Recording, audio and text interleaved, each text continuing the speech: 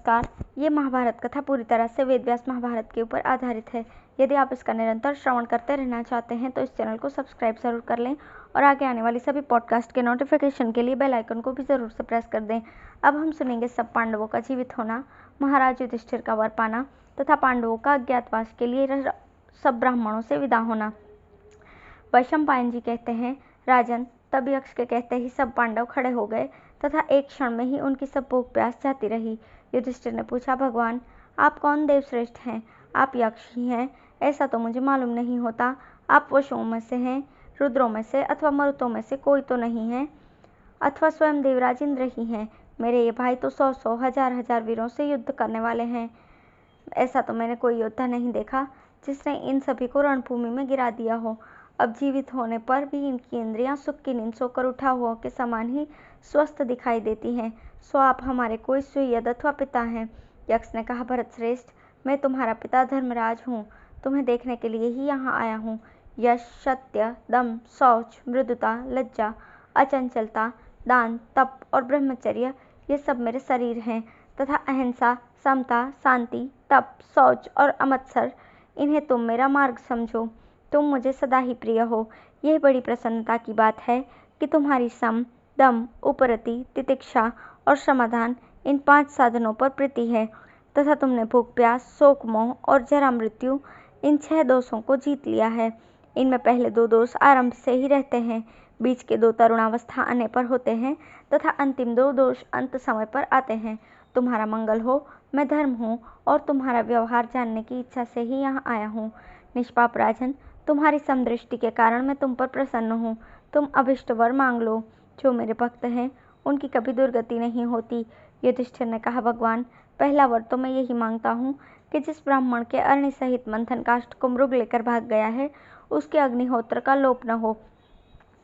यक्ष ने कहा, राजन, उस ब्राह्मण के अरणि सहित मंथन काष्ठ को तो तुम्हारी परीक्षा के लिए मैं ही मृग रूप से लेकर भाग गया था, वो मैं तुम्हें दे देता हूँ। तुम कोई दूसरा और वर मांग लो।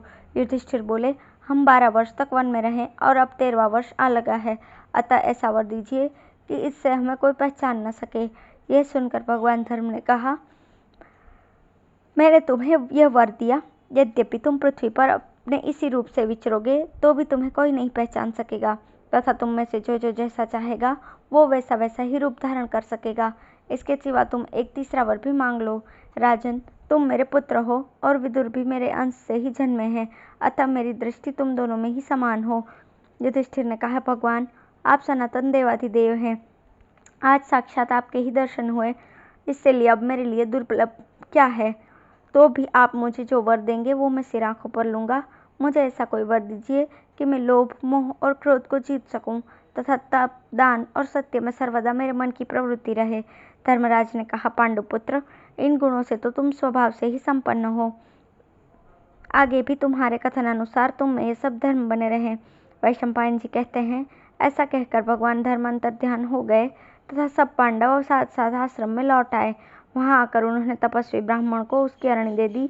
जो लोग इस श्रेष्ठ आख्यान को ध्यान में रखेंगे उनके मन की अधर्म में, सुहृद्रोह में, दूसरों के धन हरने में, परस्त्री गमन में अथवा कृपणता में कभी प्रवृत्ति नहीं होगी। वैशंपायन जी कहते हैं, राजन, धर्मराज की आज्ञा पाकर सत्य पराक्रमी पांडव लोग अज्ञात रहने के लिए 13वें वर्ष में गुप्त रूप से रहे थे। वे सब बड़े नियम व्रत आदि के पालन करने वाले थे। एक दिन वे अपने प्रेमी वनवासी तपस्वियों के साथ बैठे थी। उस समय अज्ञातवास के लिए आज्ञा लेने के लिए उन्होंने हाथ जोड़कर कहा, मुनिगण, हम 12 वर्ष तक तरह तरह की कठिनाइयां सहते हुए वन में निवास करते रहे। अब हमारे अज्ञातवास का 13वां वर्ष शेष है। इसमें हमें छिप कर रहना है। आप हमें इसके लिए आज्ञा देने की कृपा करें। दुरात्मा दुर्योधन, कर्ण और शकुनी ने हमारे पीछे गुप्तचर लगा दिए हैं तथा पूर्वाशी और स्वजनों को सचेत कर दिया है कि यदि हमें कोई आश्रय देगा तो उसके साथ कड़ाई का व्यवहार किया जाएगा। अतः अब हमको किसी दूसरे राष्ट्र में जाना होगा। अतः आप हमें प्रसन्नता से अन्यत्र जाने की आज्ञा प्रदान करें। तब समस्त वेदवेत्ता मुनि और यतियों ने भी उन्हें आशीर्वाद दिए और उनसे फिर भी भेंट होने की आशा रखकर वे अपने अपने आश्रमों को चले गए। फिर धौम्य के साथ 5 पांडव खड़े हुए और द्रौपदी के सहित वहां से चल दिए। एक कोस आकर वे दूसरे ही दिन से अज्ञातवास आरंभ करने के लिए आपस में सलाह करने के लिए बैठ गए। धन्यवाद। अब हम यहाँ एक और वन पर्व का पड़ाव समाप्त करके विराट पर्व की ओर बढ़ रहे हैं। तो अब से हम सुनना शुरू करेंगे विराट पर्व।